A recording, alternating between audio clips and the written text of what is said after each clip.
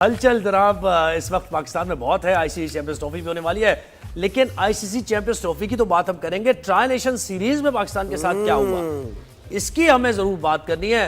पाकिस्तान हार गया। 19 फरवरी से चैंपियंस ट्रॉफी का आगाज है और उसके बाद पाकिस्तान का सबसे आखिरी प्रैक्टिस मैच भी था और फाइनल था ट्राई नेशन सीरीज का। और जिन खामियों की हम बात कर रहे थे, लूप होल्स की बात कर रहे थे, जो नजर आप कह रहे थे वो नजर आए। तो जनाब इसी पे मजीद बात करने के लिए हमें ज्वाइन कर रहे हैं नुमान नियाज, सीनियर स्पोर्ट्स जर्नलिस्ट हैं।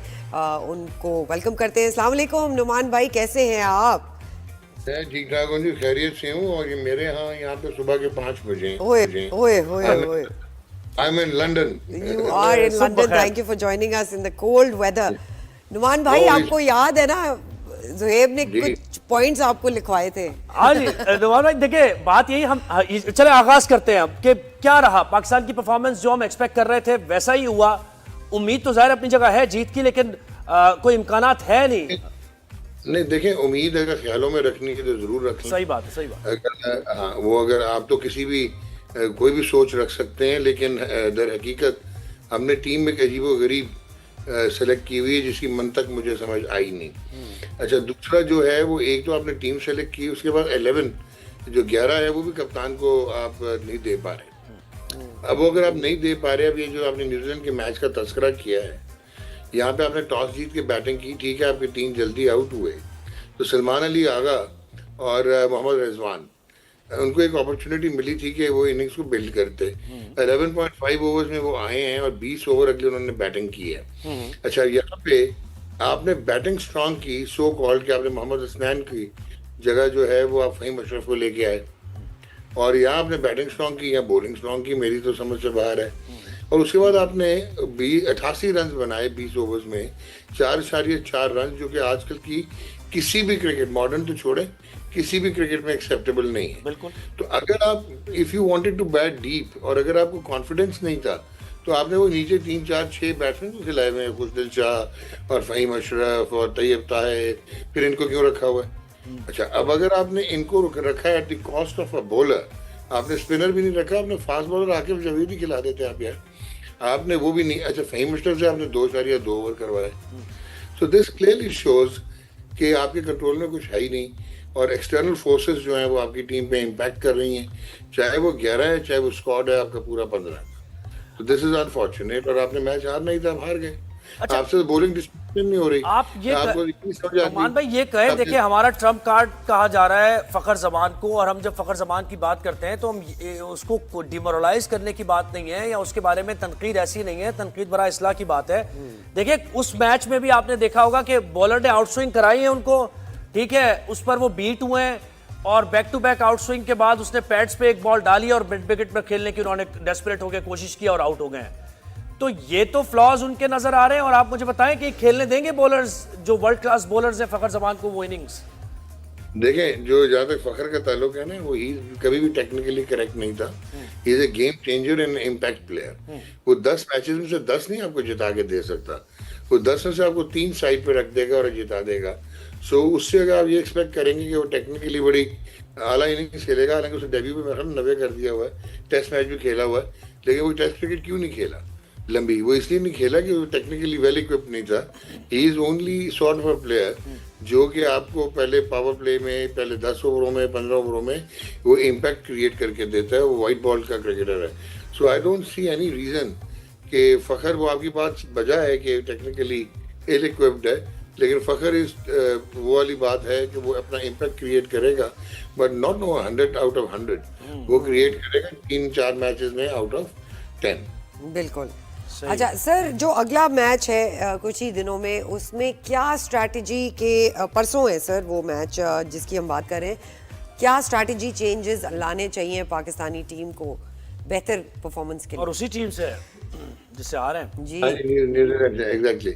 अच्छा, इसमें आपको थोड़ा सा ऑन लाइटर साइड, मैं और राशिद अतीर हम ना शो करते हैं कॉट बिहाइंड, तो हम लोग डाटा एनालिसिस बहुत करते हैं और हमारे पास रियल टाइम डाटा है जी। तो वो राशिद ने पता नहीं कितनी फाइलें निकाली हुई थी, हजारों की तादाद में, कंपैरेटिव एनालिसिस करना है। और मैं कहा यार, जिस टीम के पास 1.25 ओपनर हो, 1.5 भी पूरा ना हो, और जिस टीम के पास 1 स्पिनर हो, 1.25 स्पिनर ना हो, तो उसका डाटा मैंने क्या करना? क्या करना? सही बात है। आपका कॉम्बिनेशन ही नहीं बन रहा, तो मैं कहाँ कॉम्बिनेशन ही नहीं बन रहा। वाकई आप सही कह रहे हैं। खुशदिल की खैर बैटिंग के बाद अभी बॉलिंग की मुझे याद आ गया, ये जब बॉलर सही कर रहे हैं, नसीम की स्विंग भी हो रही है, तो नसीम को हटा के फहीम को ले आए रिजवान। क्या किया उन्होंने? ये उस वक्त तो विकेट्स निकल जाती नसीम की बॉलिंग पे। सर देखें, बात बड़ी सिंपल सी है, आपने कहीं तो पूरा करना है ना। आप पूरा कहाँ करेंगे? Do you really think Faheem Ashraf deserved to be part of this squad, let alone के 11 में आता? खुशदिल शाह, आप ठीक है, ये बच्चे क्रिकेटर्स हैं, मेहनत करते हैं, but is this the way जिसने आपने टीम सेलेक्ट की हुई? आप इब्रार के साथ, एक स्पिनर के साथ गए हुए हैं, आप इतने हद दरम हैं कि आपका वो हारिस रऊफ अगर अनफिट हुआ तो बजाय कि आप एक और स्पिनर ले लेते, आपने फिर आकिब जावेद ले लिया फास्ट बॉलर, जो कि बहुत टैलेंटेड लड़का है। अब मुझे अब ये चीज़ समझा दें कि मैं अगर कप्तान होऊंगा, मुझे तो ये नहीं समझ आ रही कि 10 ओवर मैं 5-5, 6-6 के स्पेल में करवा रहा होता हूँ, चाहे शाहीन से चाहे नसीम से। मुझे ये डर लगा होता कि मैं 27वां अगर मतलब मिडल ओवर जो है मैं किससे करवाऊंगा। ये तो मैंने वही टीम देखी है। नौमान भाई करना क्या है? मतलब मुझे बताया तैयब ताहिर ने एक अच्छी इनिंग खेली है, तैयब ताहिर ने अच्छी इनिंग खेली। अब खुशदिल को निकालना है, फहीम को कॉम्बिनेशन बताए ना। अब इतना तजुर्बा किस काम का है? टीम को बताए मैनेजमेंट को कि ये लड़के खिलाए। सर आप कहते हैं कि मैंने 11 डॉक्टर भेजे जिनमें 4 इंजीनियर हैं, तो मैं 11 कैसे? ठीक है ना, तो आप तो 8 के साथ खेल रहे हैं। आपने तो सवाल किया, मतलब मिडिल ओवर्स में मैंने पहली टीम देखी है पाकिस्तान जो कि आईसीसी का कंपटीशन खेलने जा रही है और 20 के 20 ओवर पार्ट टाइमर ने कर दिए।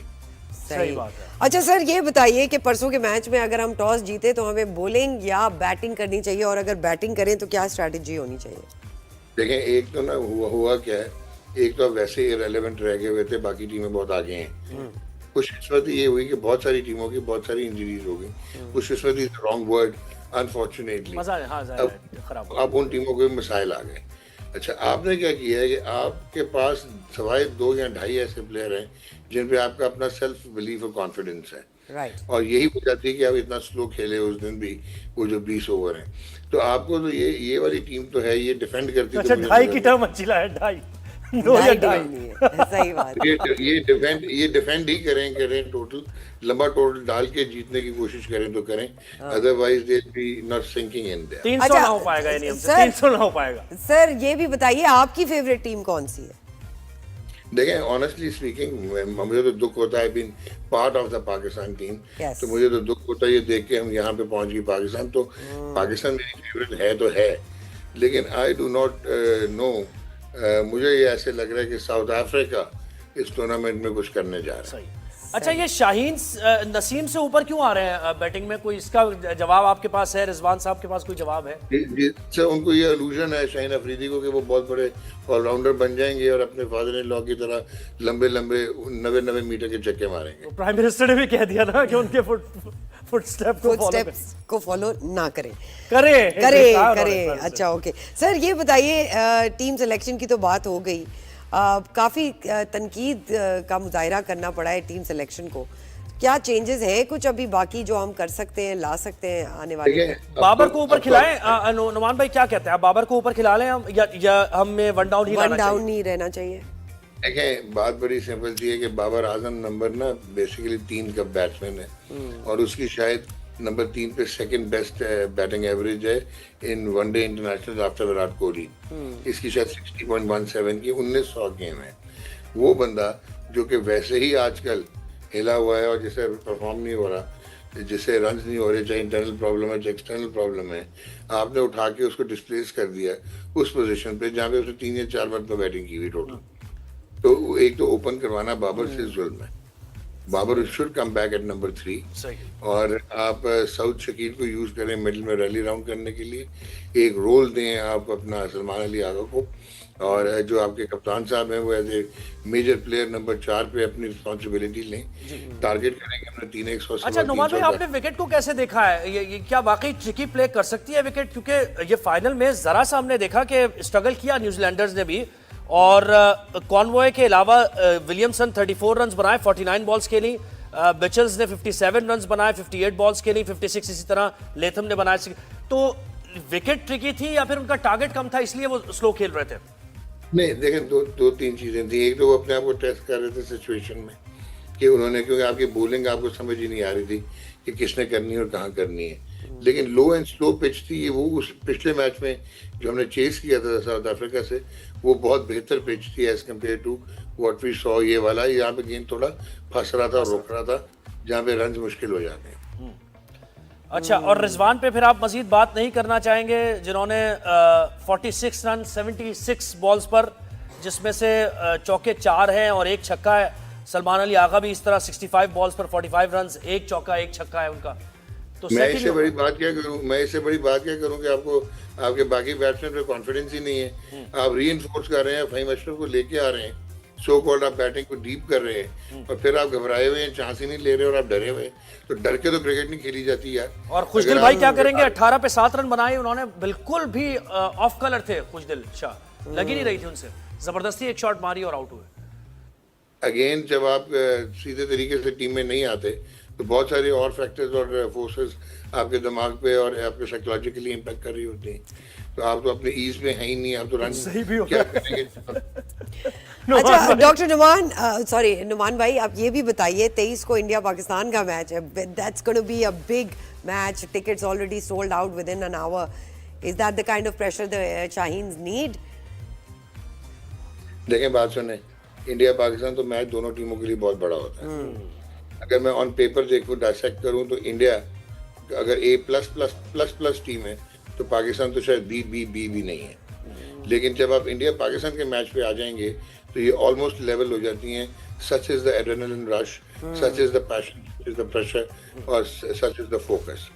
तो वहां पे तो जो मैं कहता हूँ ना, सवा ओपनर, वो ओपनर भी 2.5 बन जाता है और डेटा बहुत नहीं रहता फिर। आपके वो क्या, तो उस मैच को प्रेडिक्ट करना। लेकिन अगर आप रैशनली देखें, प्रैक्टिकली देखें, प्रैग्मेटिकली देखें, तो इंडिया इस वक्त बेस्ट क्रिकेट खेल रहा है and is one of the best teams in the world. पर दुबई में मार्जिनलाइज होना, वो भी घबराए हुए हैं, उन्होंने भी एक मन तक नहीं समझ आई। 5 स्पिनर लेके आ रहे हैं, जसप्रीत बुमराह है नहीं, तो मतलब ऑब्वियसली क्रिकेटिंग ना हो इसमें तो मैच कोई नहीं है। लेकिन अगर मैं बाकी फैक्टर्स को देखूं तो it could be a thriller. It could be a thriller. Home advantage हो सकता है, it's probably a second home for Pakistanis in Dubai, अगर लेना चाहे, बिकॉज हमने यहाँ पे तो होम इंडिया का ज्यादा होम है, वो कहते हैं इंडिया का सर, क्योंकि हमारे भी यहाँ पे होम ग्राउंड का एज तो था, लेकिन वो नहीं नजर आया पाकिस्तानी टीम के थ्रू। मॉडर्न क्रिकेट में होम एडवांटेजेस खत्म हो गए हैं जी। ये सारे प्लेयर इतनी लीग्स खेलते हैं कि इनके सेकंड होम्स बन गए हैं। सब भी बन गए, तो ये एक्लेमेटाइज हो गए हैं, इनको पता है एग्जैक्टली किसना कहाँ पे क्या खेलना है। और 4 टीम्स कौन सी हैं फिर आपकी सेमीफाइनल? यार देखें, unfortunately I would have love to name Pakistan, और पाकिस्तान की हिस्ट्री भी यही रही है, जब सारे उसको उधेड़ के रख देते हैं और उसके सारे मसाइल होते हैं तो कहीं ना कहीं से निकल के सामने। लेकिन ऑस्ट्रेलिया भी मुझे नहीं लग रहा, क्योंकि उनको थोड़ा